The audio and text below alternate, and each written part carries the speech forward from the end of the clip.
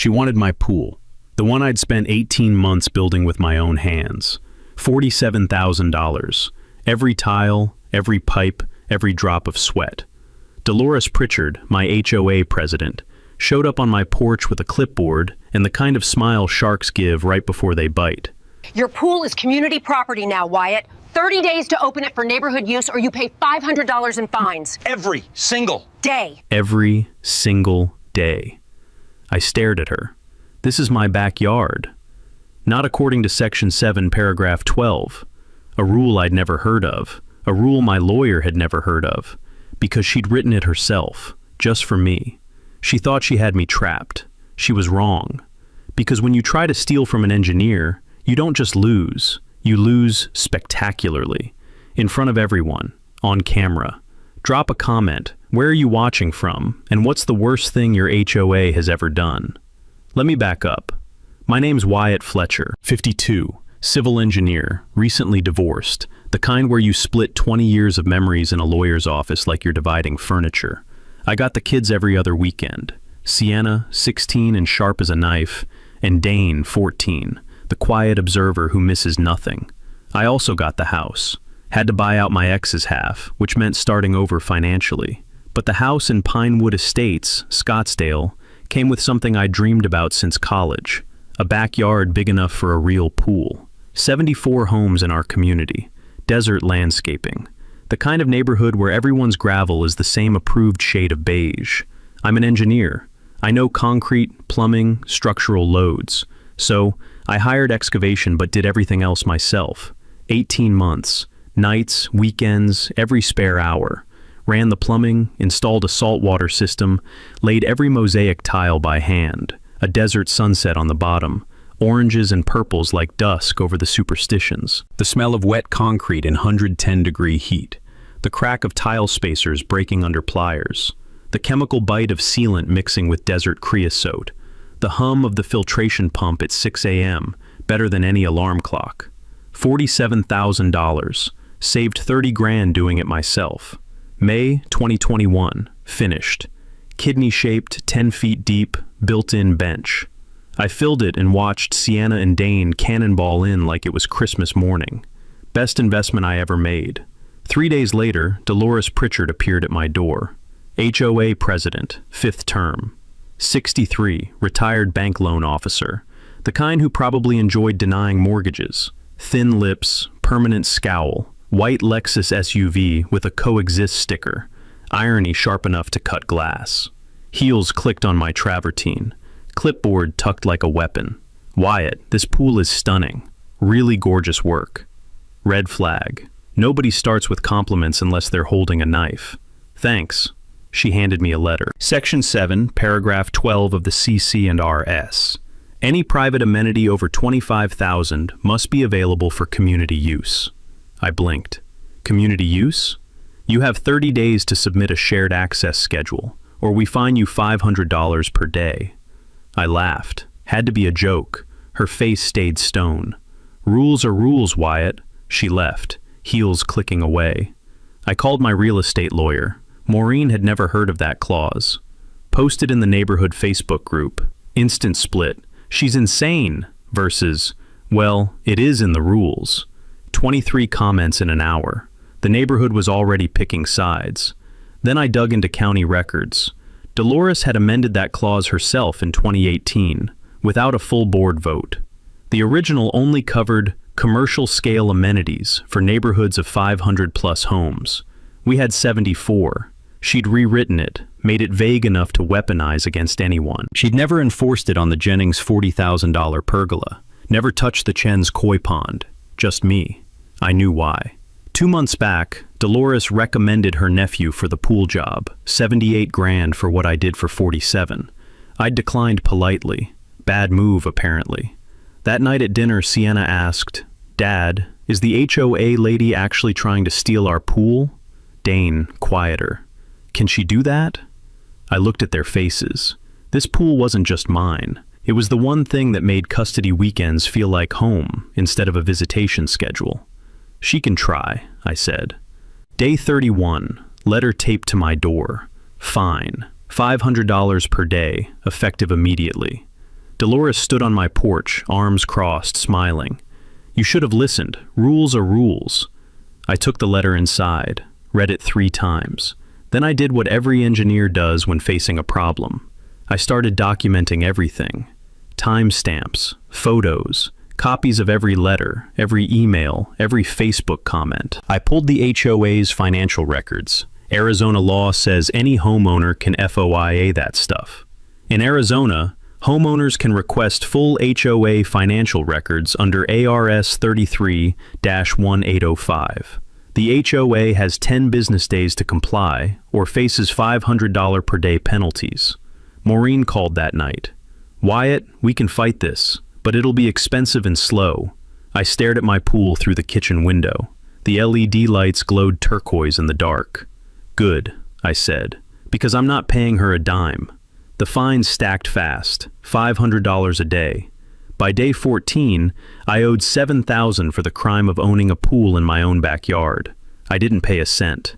Maureen Voss, my real estate attorney, sharp enough to cut glass, filed a preliminary injunction to freeze the fines while we fought in court.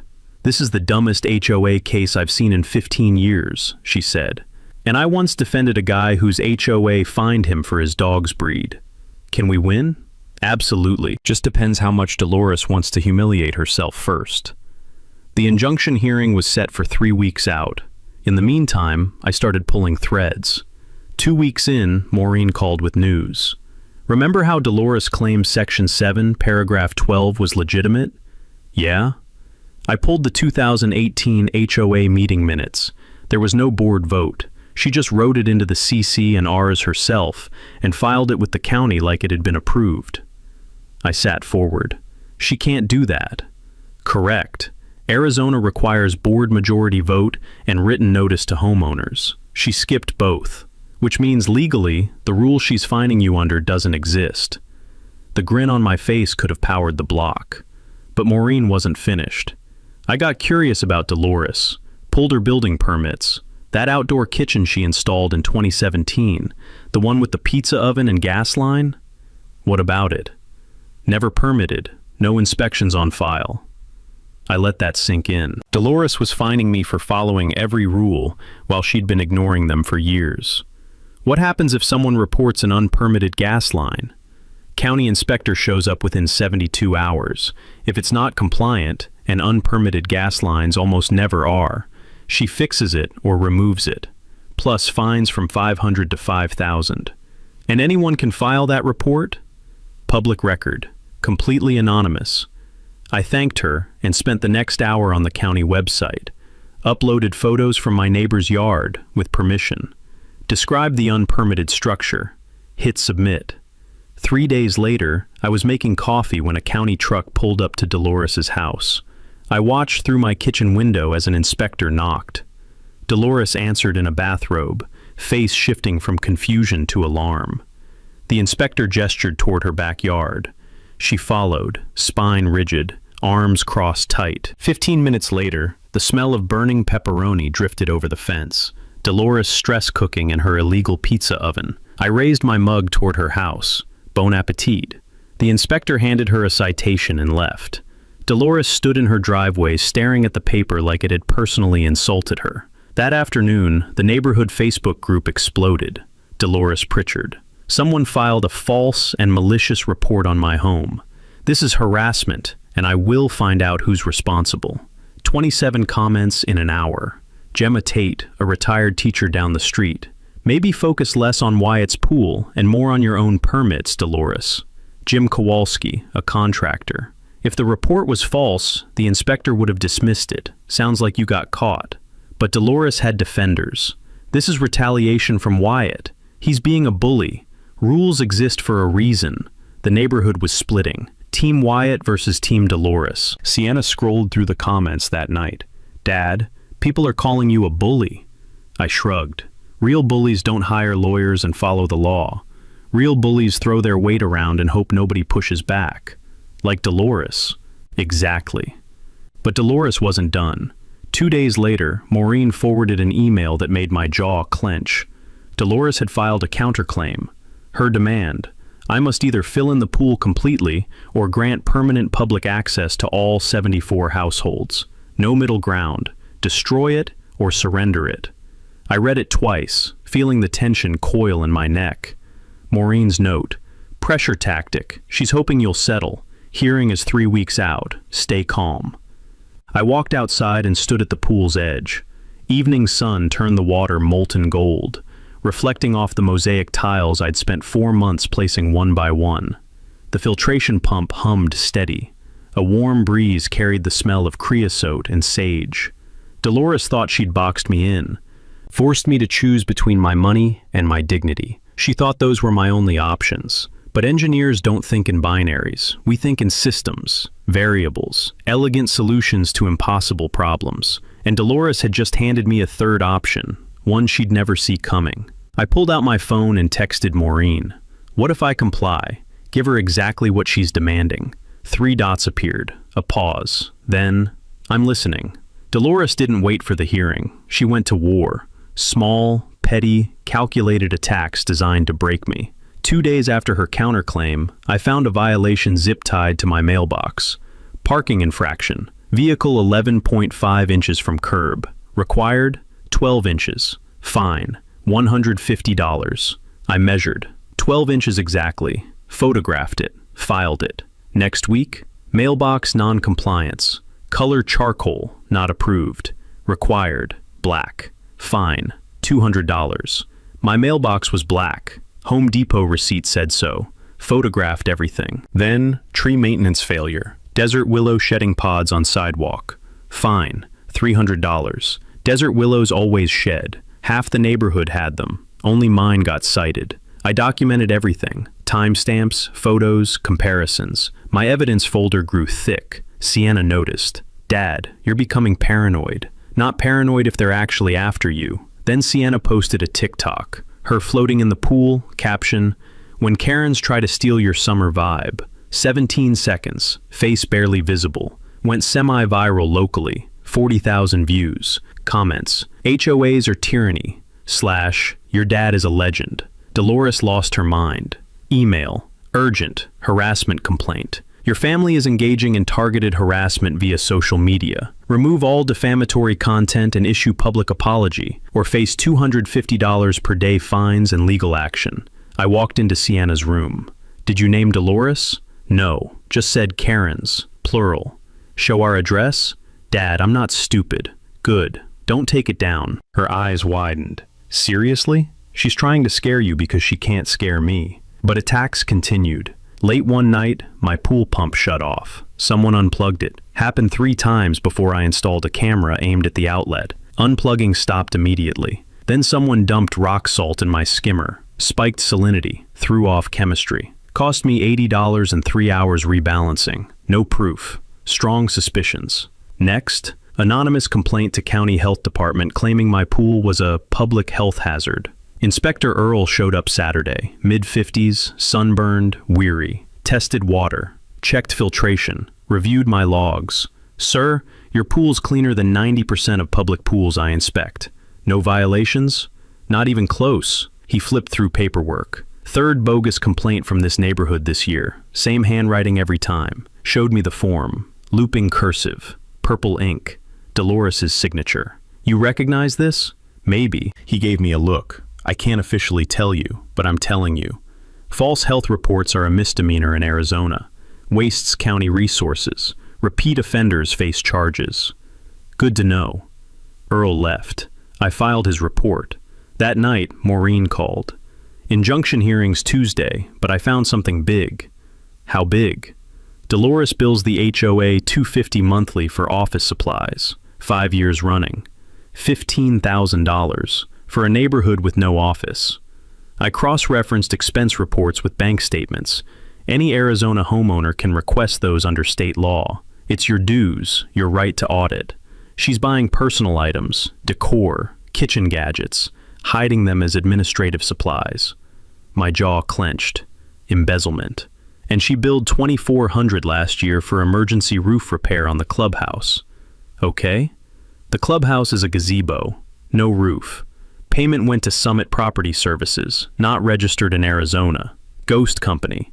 I stared at the ceiling. Dolores wasn't just petty, she was a criminal. Can we use this? We have to report it. Criminal territory, but it'll explode the neighborhood. I thought about the attacks, the Facebook wars, neighbors too scared to speak up.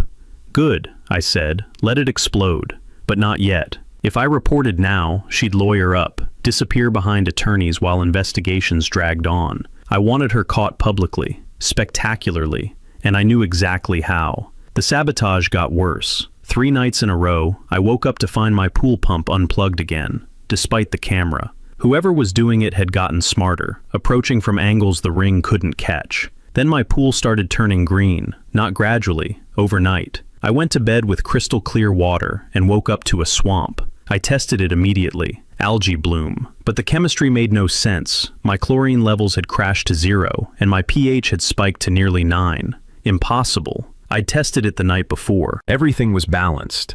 I checked the equipment room. Someone had tampered with my chlorine feeder, adjusting the flow valve to nearly closed. No chlorine entering the system meant algae exploded unchecked. I spent 2 days shocking the pool, running the filter 24 hours straight, manually dosing chemicals. Cost me $300 and an entire weekend with my kids. Dane helped me vacuum the bottom. Dad, why don't you just give up? Let her have the stupid pool. I stopped mid-stroke with the vacuum pole. Because if I give up now, she wins. And she'll do this to someone else next year. Someone who can't afford to fight back. He nodded slowly. Didn't say anything else. Just kept vacuuming. But the worst came 4 days before the injunction hearing. I got a call from Maricopa County Code Enforcement. Different inspector this time. Younger guy. Bureaucratic tone. Mr. Fletcher, we've received a complaint that your residential swimming pool is operating as an unlicensed commercial facility. What? The complaint alleges you're charging neighbors for pool access without proper business licensing or liability insurance. I actually laughed. That's insane. I'm not charging anyone anything. I won't even let anyone use my pool. That's the whole point of the lawsuit. Sir, I'm just following up on the complaint. Do you have any documentation showing pool access logs or membership records? No, because there aren't any. Nobody uses this pool except my family. Okay, I'll note that in the file.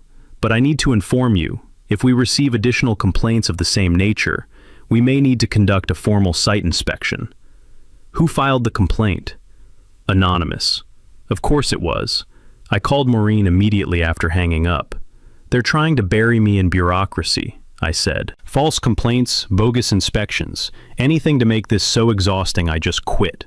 That's exactly the strategy, Maureen agreed. HOAs do this all the time. They have infinite patience and other people's money to spend on legal fees. They're betting you'll run out of both first. I won't. I know, which is why we're going to hit them hard at the hearing. I've got the evidence on Dolores's illegal amendment, the embezzlement, everything. We're going to shred her credibility in front of the judge. But Maureen didn't know what I knew, because earlier that day, I'd had a visitor. Jim Kowalski, the contractor who lived near the entrance, knocked on my door around noon. Big guy, calloused hands, the kind of person who'd never said more than 10 words to me before. Wyatt, got a minute? Sure. He glanced around like he was checking for surveillance. Dolores came to my house last night. I straightened. What'd she want? She offered to forgive $1,500 in old fines I've been fighting. Landscaping violations from 2 years ago, if I stop helping you and convince the other neighbors to back off. My chest tightened. What'd you say? I told her I'd think about it. He pulled out his phone. Then I recorded the whole conversation. He played it. Dolores's voice, syrupy and venomous. We can make your life much easier, Jim, or we can make it much, much harder. Your choice. I stared at the phone. That's bribery. And witness intimidation, probably. Jim pocketed the phone. Arizona's a one-party consent state for recordings. This is admissible. Why are you helping me? He shrugged. Because 3 years ago, Dolores fined my wife $400 for hanging a clothesline in our backyard. Said it was visually unappealing. We're in the desert. We were trying to save on electric bills. She didn't care. He looked at my pool, then back at me. People like Dolores don't stop unless someone stops them. So I'm stopping her. I shook his hand. Thank you. Don't thank me yet. She's got 2 more board members who'll do whatever she says. If you want to really beat her, you need to take down the whole board, not just her. He was right. That night, I sat in my garage surrounded by documents. Financial records, violation notices, meeting minutes, photos, recordings. The full picture of Dolores's corruption spread across my workbench like a crime board. The fluorescent light above buzzed like a trapped wasp. My coffee had gone cold an hour ago. The smell of old paper and printer toner filled the air. Maureen's plan was to expose Dolores at the hearing, get the injunction, and move on. But Jim's words echoed, take down the whole board. An idea started forming. Dangerous, complicated, possibly insane. But it would work. I texted Maureen. Change of plans. I'm not fighting the counterclaim anymore. 3 dots. Then, excuse me? I'm going to comply, exactly as written, and I'm going to make sure everyone's watching when I do. Long pause. Then, Wyatt, what are you planning? I stared at my pool through the garage window, the water finally clear again after days of work, glowing under the LED lights. Maureen called at 11 p.m. the night before the hearing. Wyatt, if you voluntarily comply with Dolores's counterclaim, you lose all legal grounds to fight. The judge dismisses the case. I know. And you're okay with that. I stared at the pool through my window. Turquoise glow. 18 months of work. $47,000.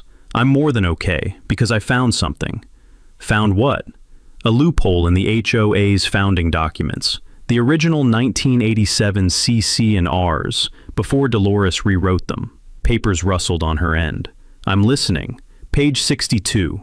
There's a clause, nuclear option, common in older Arizona HOAs. If the board operates in material breach of fiduciary duty, homeowners can petition for a special election to dissolve the entire board. How many signatures? 40%. 74 homes means 30 signatures. Silence. Then, can you get 30? I've got 3 allies, Kowalski's, Bradford's, Gemma Tate.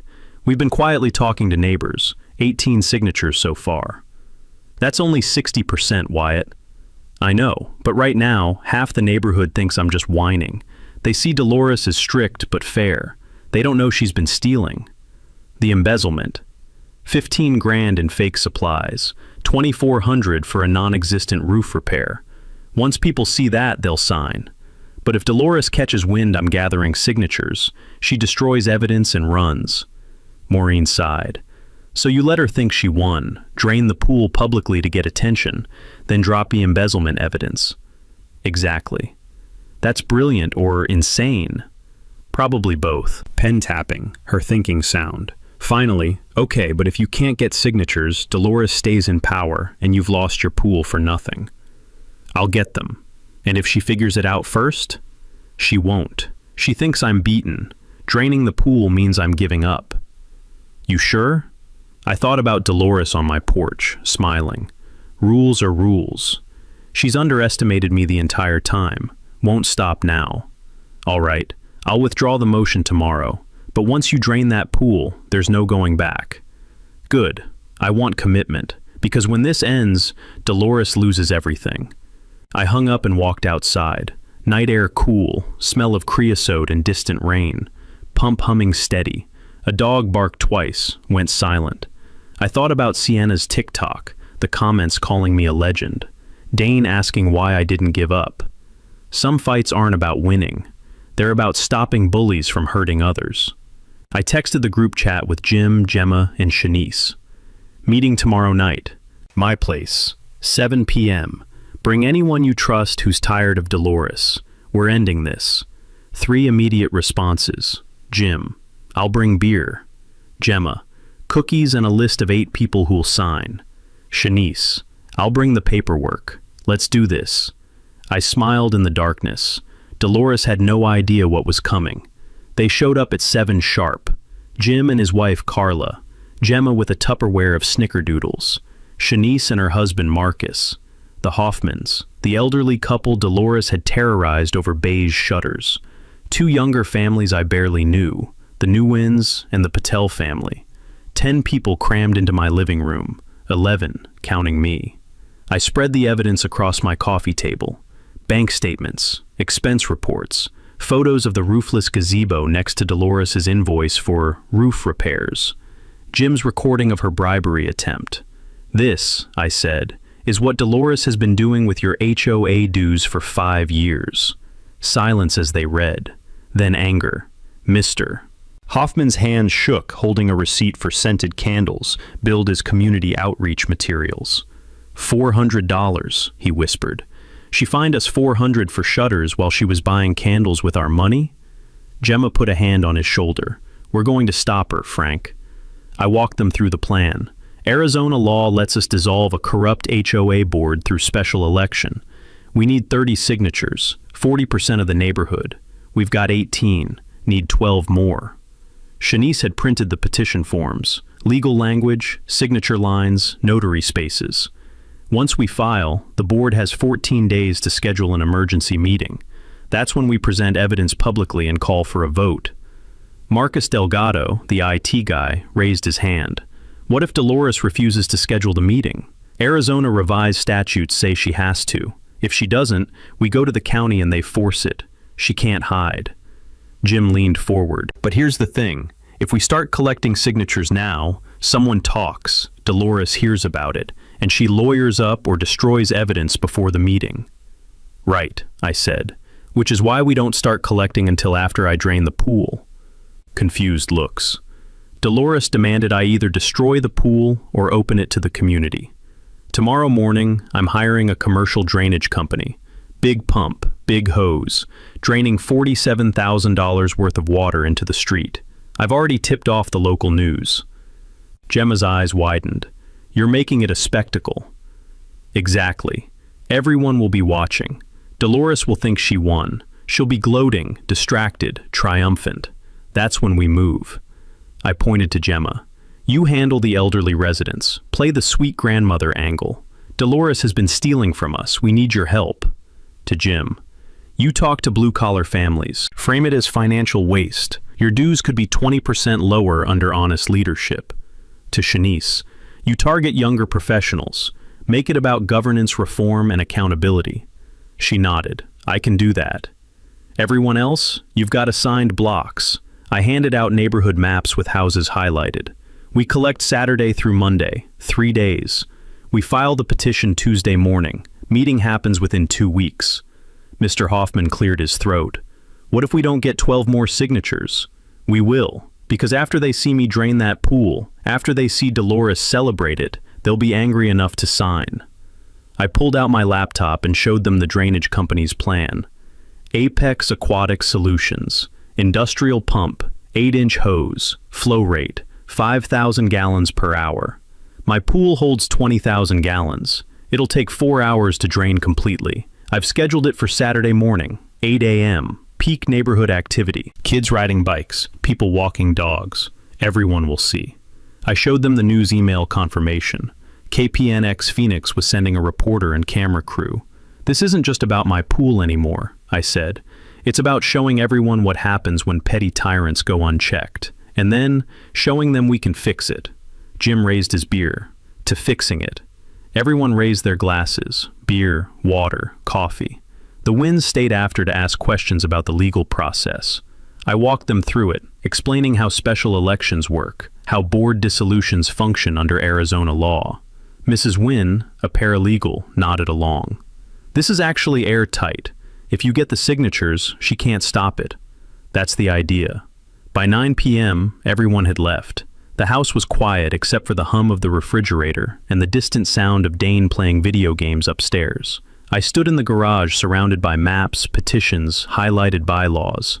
It looked like a war room. Maybe it was. Sienna came down, saw the setup, snapped a photo. Dad's final boss energy, she muttered, typing on her phone. Don't post that yet, I said. Why not? Because we don't tip our hand until we're ready to play it. She lowered her phone, looking at me seriously. You really think this'll work? I looked at the evidence spread across my workbench. 5 years of theft, dozens of families hurt, one corrupt board president who thought she was untouchable. Yeah, I said, I really do. The email hit Friday night at 11:47 p.m. Subject, Urgent. Reckless homeowner threatens property values. Dear residents, Wyatt Fletcher intends to drain his pool into our storm system. This reckless action will create mosquito breeding grounds, attract rodents, and lower property values. Attached. Photographic evidence of improper drainage. Contact Mr. Fletcher and demand responsible action. Dolores Pritchard, HOA President. I opened the attachment. Cracked pool, graffiti, green water. Took 10 seconds to spot the problem. Graffiti said Brooklyn. We were in Arizona. Reverse image search. Stock photo from a 2019 New York demolition. Posted findings in Facebook group with receipts. FYI. Dolores is using fake photos. This is from a stock site. Graffiti says Brooklyn. Marcus jumped in with metadata. 3 neighbors replied, all calling out the Photoshop. Facebook erupted against Dolores. She's lying? How desperate.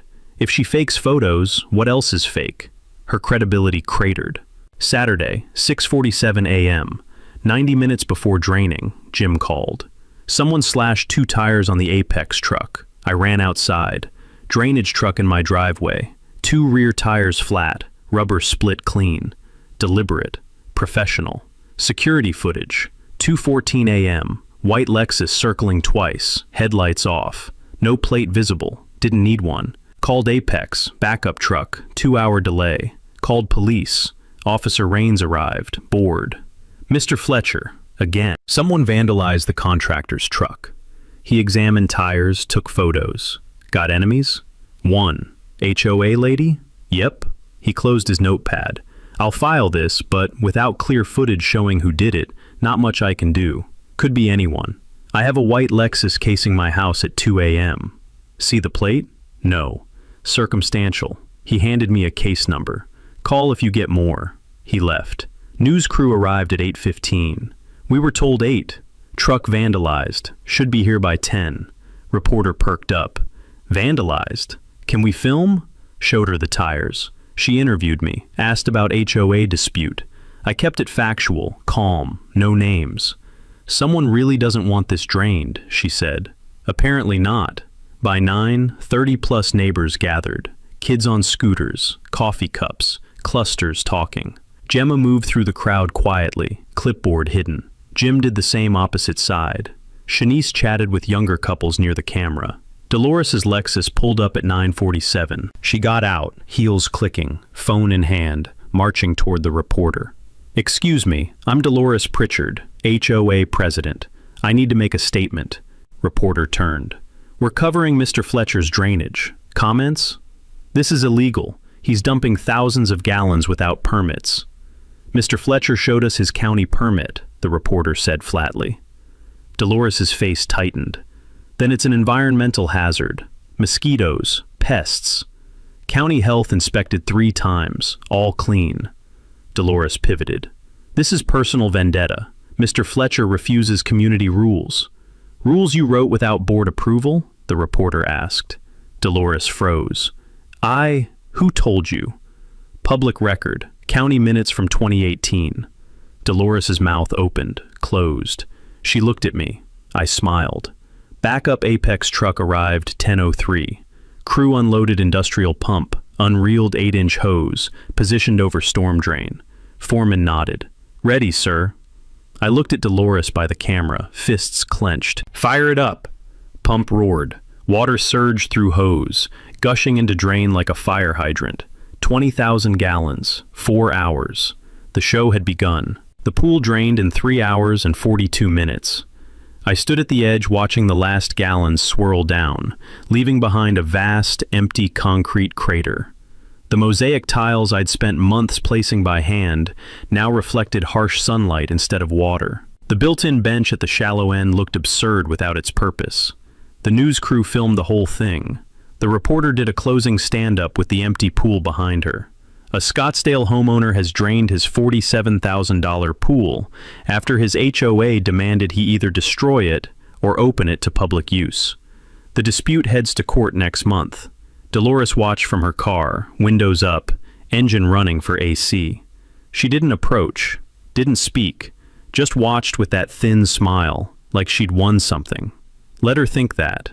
The crowd dispersed slowly. Parents dragged reluctant kids away. A few neighbors stopped to shake my hand, express sympathy, take photos of the empty pool. Gemma caught my eye from across the yard, gave a slight nod. Jim did the same. Shanice mouthed, "Tonight," and walked away with Marcus. By noon, the neighborhood was quiet again. Just me and an empty hole in the ground. Sienna came outside, stood next to me staring into the void. "It looks weird," she said. "Yeah. You okay?" I thought about that. Was I okay? I just destroyed something I loved, spent 18 months building, invested everything into, for a plan that might not even work. "Ask me in a week," I said. That evening my coalition gathered again. This time at Gemma's house. Neutral ground, less obvious than meeting at mine repeatedly. We'd collected signatures all day while the pool drained. The spectacle had done exactly what I'd hoped. People were paying attention now, asking questions, getting angry on my behalf. Gemma's list. 11 new signatures from elderly residents, including the Hoffmans' neighbors who'd been too scared before. Jim's count. 7 from blue-collar families, guys who worked construction and understood exactly how much a pool that size cost. Shanice's tally. 9 from young professionals, people who valued accountability and hated financial waste. Total new signatures. 27. Combined with our original 1845 signatures, we only needed 30. "We're over," Shanice said, spreading the petition forms across Gemma's dining table. 15 signatures over minimum. Even if some people get cold feet, we're solid. Jim cracked a beer. "When do we file?" "Monday morning," I said. "First thing. County clerk's office opens at 8. We file the petition. They notify the board by end of business.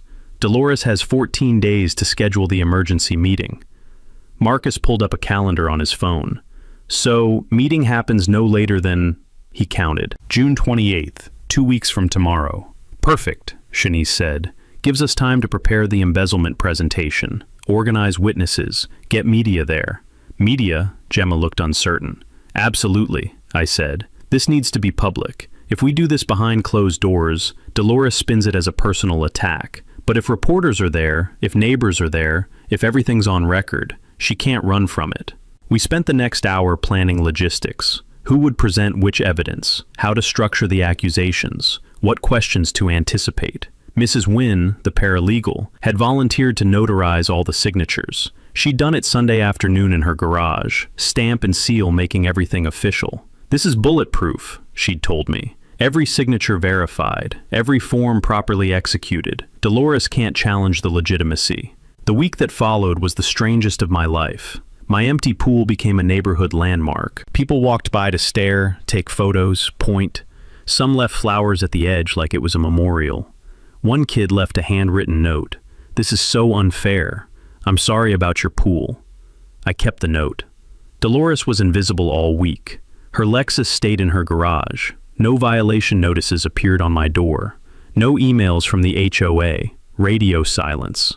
Jim thought she was regrouping, planning her defense. Shanice thought she was looking for a lawyer. I thought she was convinced she'd won and had moved on to tormenting someone else. Wednesday afternoon, I got a LinkedIn notification. Dolores Pritchard had updated her profile. Seeking new opportunities in property management and community relations. Available for relocation. She was planning to bail.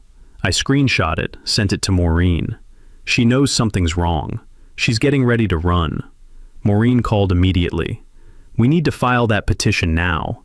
If she resigns before we can hold the meeting, she walks away clean. We file Monday like planned. She won't resign until she has another job lined up, and that takes time. We've got a window. You better be right." "I am." Thursday evening, Dolores broke her silence with another neighborhood email. Subject: Board meeting announcement. The HOA board will hold a special meeting on June 28th, 7 p.m. at the Community Clubhouse Gazebo. Agenda: review of annual budget, discussion of pending litigation, and community updates. All residents welcome. I read it twice, then called Shanice. She scheduled it. Scheduled what? The meeting, June 28th, same date as our petition deadline. Shanice was quiet for a moment, thinking. She doesn't know about the petition yet. This is just her regular quarterly meeting. which means when we file Monday, she'll be forced to add our petition to the agenda of a meeting she already scheduled. Perfect. She won't have time to cancel or reschedule. She's trapped. I smiled. Exactly. Friday night, I sat alone by the empty pool. The concrete was already collecting dust, a few leaves skittering across the bottom pushed by the evening breeze. The filtration pump sat silent. I'd shut it off to save electricity. Dane came out, sat next to me at the edge, legs dangling into the void. "You think it'll be worth it?" he asked. "What?" "All this, the pool, the fighting, everything." I looked at him. 14 years old, too perceptive for his own good, watching me with the same skeptical intelligence his mother used to have. "I think," I said slowly, "that some things are worth fighting for even if you lose, and some people need to be stopped even if it costs you something." He nodded, didn't say anything else, just sat there with me in the cooling dark, the empty pool between us like a promise waiting to be filled. Monday morning, 8 a.m. I walked into the Maricopa County Clerk's office with 45 notarized signatures, 3 copies of the petition, and a check for the filing fee. The clerk processed it, stamped it, handed me a receipt. "You'll receive confirmation of filing within 24 hours. The HOA board will be notified by certified mail and email within 48 hours. "Thank you." I walked outside into the June heat, pulled out my phone, and texted the group chat. "It's done. Petition filed. The clock starts now." 5 responses came immediately. Jim: "Hell yes." Gemma: "God bless you, Wyatt." Shanice: "Let's finish this." Marcus: "I'll bring popcorn to the meeting." And Sienna, who'd somehow gotten added to the chat: "Dad's final boss fight begins."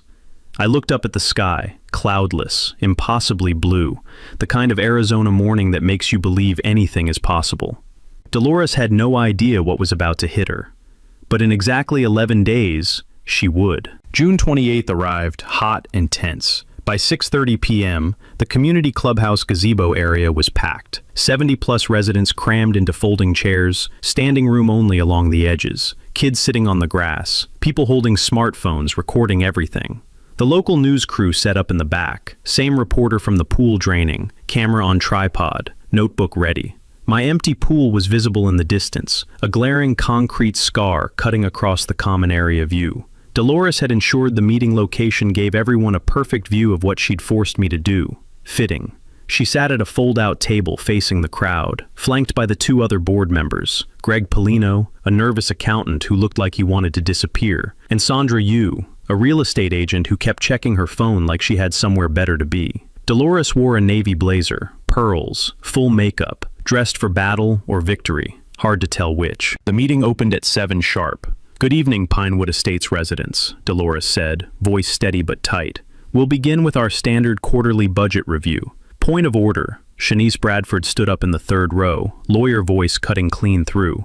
"The board received a special election petition filed Monday, pursuant to Arizona Revised Statutes Section 33-1804. That petition must be addressed before any other business." Dolores's jaw tightened. "Mrs. Bradford, we'll address that in due time. Arizona law says otherwise. The petition takes priority over all agenda items. You have no choice." Murmurs rippled through the crowd. Half the residents looked confused. The other half, my coalition and the people they'd brought, looked ready for war.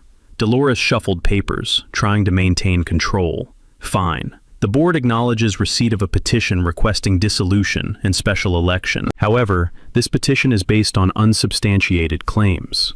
"Unsubstantiated?" I stood up, manila folder in hand. "I have bank statements, expense reports, and county records proving you've embezzled over $18,000 in 5 years.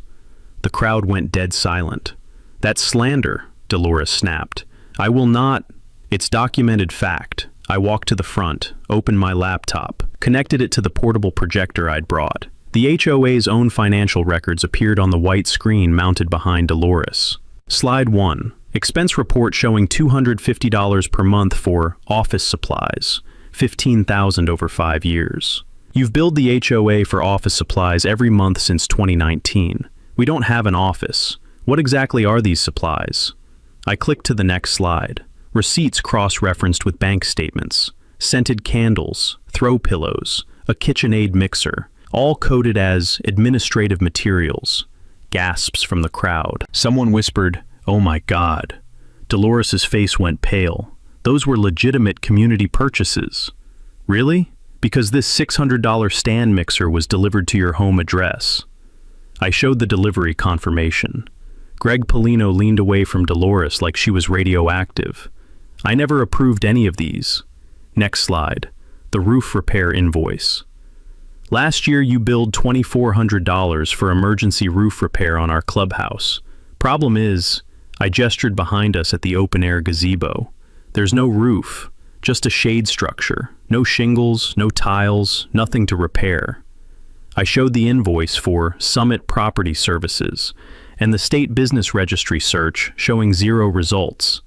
This company doesn't exist, which means you paid yourself through a shell entity.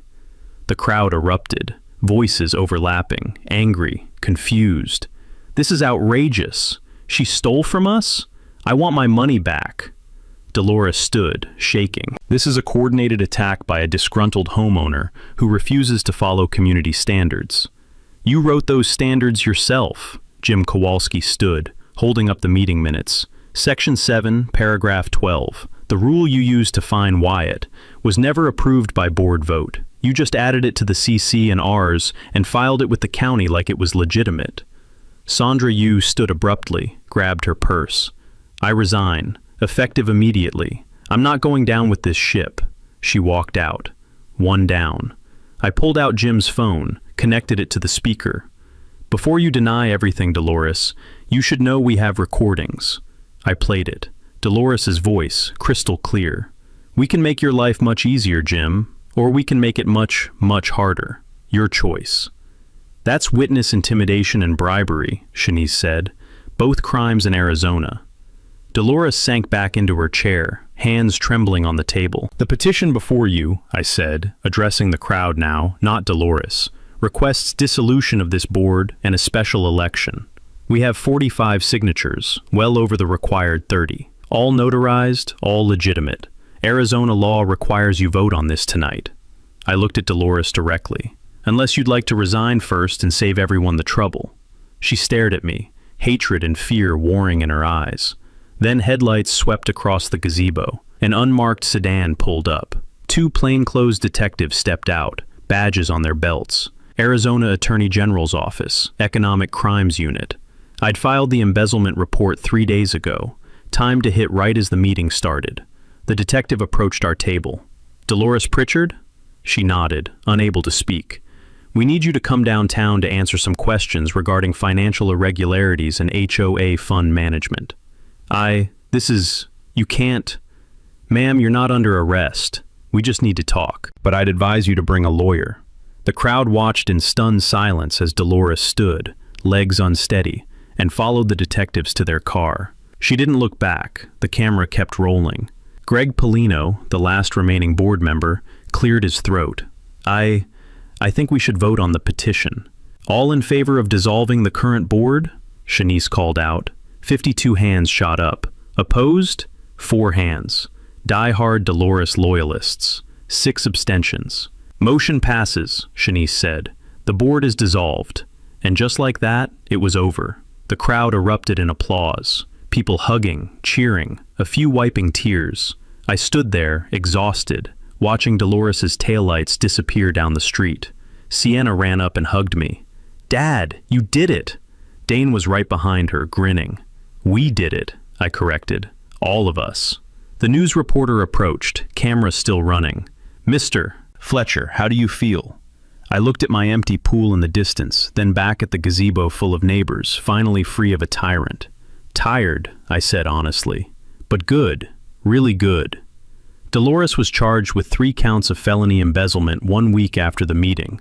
She sold her house within 30 days, moved to Tucson before the trial, trying to disappear. The case is still pending, but her lawyer's already talking plea deals. Greg Polino resigned the morning after the showdown, citing health reasons. I saw him at the grocery store once. He apologized. I told him it was okay. He was a coward, not a criminal. He nodded and walked away. We held emergency elections 2 weeks later. New 3-person board, all volunteers who'd been part of the coalition. Gemma Tate, president. She runs meetings with cookies and common sense. Shanice Bradford, treasurer. Every dollar accounted for, every expense transparent, monthly reports posted online. Marcus Delgado, secretary. Digital records, online voting, no more mystery amendments. Their first official act, rescind every fine Dolores had ever issued, including my $7,000. Checks went out to 18 families who'd been targeted over the years. Second act, rewrite the CC and Rs. Removed Dolores's fake amendments, restored the originals, added term limits, maximum 2 consecutive terms for any board position, no more dynasties. Third act, vote on my pool. The motion. Whereas Wyatt Fletcher's pool was built legally and poses no community burden, and whereas the previous board's claim of community property was fraudulent, the HOA formally recognizes Mr. Fletcher's exclusive ownership and apologizes for the hardship caused. Vote, unanimous. I refilled my pool the next weekend. Took 36 hours. Water bill, $340. Worth every penny. Sienna and Dane helped, standing by with the hose, watching the water level rise inch by inch. When it finally reached the fill line, we all jumped in fully clothed. Best swim of my life. But I made one change to my original plan. I proposed, and the new board approved, an annual community pool day every 4th of July. One day a year, my pool opens to all Pinewood families. Voluntary. Free. Donations accepted for local youth sports programs. First event raised $2,400, enough to sponsor 2 Little League teams for the season. Turns out when you invite people instead of being forced, they actually want to come. And they chip in because they appreciate it. Funny how that works. 3 months later, I got a Facebook message from someone in Ohio. Saw your story on the news. Our HOA is trying to ban vegetable gardens, says they're agricultural use and violate residential restrictions. Any advice? I smiled, typed back. Document everything. FOIA your financial records. Find your allies. Don't let them make you feel crazy. You're not alone. I've gotten 47 messages like that since. HOA. Horror stories from across the country. People trapped by petty tyrants with clipboards. I answer every one. Because here's what I learned. Most people don't fight back not because they can't, but because they think they're alone. They think the system is rigged and resistance is futile. Sometimes it is rigged, but it's never futile. Now, if you've survived an HOA nightmare, or you're living through one right now, drop a comment below. What's the craziest rule your HOA has ever tried to enforce? Let's crowdsource the absurdity. You'd be surprised how many people are dealing with the exact same nonsense. And if you want more stories about ordinary people beating broken systems, hit that subscribe button. Because Dolores wasn't the only petty tyrant out there. Next week, the landlord who tried to charge a tenant for emotional damages to a carpet. Spoiler, it didn't go well for him. Last week, I was floating in my pool at sunset. Kids on rafts beside me, the mosaic tiles glowing orange and purple under the water, the filtration pump humming its steady rhythm. A neighbor walked by with his dog, waved. "Pool looks great, Wyatt." "Thanks." He kept walking. The dog barked once. Somewhere down the street, kids laughed. Just another evening in Pinewood Estates. Normal. Peaceful. The way it should have been from the start. I closed my eyes, let the water hold me, and thought about how far we'd come, how much it had cost, how worth it had been. Some fights aren't about winning. They're about making sure the next person doesn't have to fight alone. And in the end, that's the only victory that really matters. Wyatt didn't lose his pool. He weaponized it. When Dolores demanded he either destroy it or hand it over to the neighborhood. Most people would lawyer it up or hope for the best. Wyatt did something smarter. He gave her exactly what she asked for. Drains $47,000 worth of water rises into the street. TV cameras rolling, whole neighborhood watching. The lawyer thought she won. That's when he moved. 45 signatures in 3 days. $18,000 in embezzlement laid out on the projector screen. A roof repair invoice for a gazebo with no roof. unpresented at a public meeting while cops wait outside. She didn't just lose her position, she lost everything. But here's the part that matters. Wyatt got his pool back, refilled it, and now, one day a year, he opens it to the whole community voluntarily. Last 4th of July, they raised $2,400 for Little League. Turns out, when you invite people instead of being forced, they actually show up and they appreciate it. So here's my question. Does your HOA have a Deloitte? Someone building office supplies nobody sees, writing rules nobody votes on? Drop a comment, tell me what's happening in your neighborhood.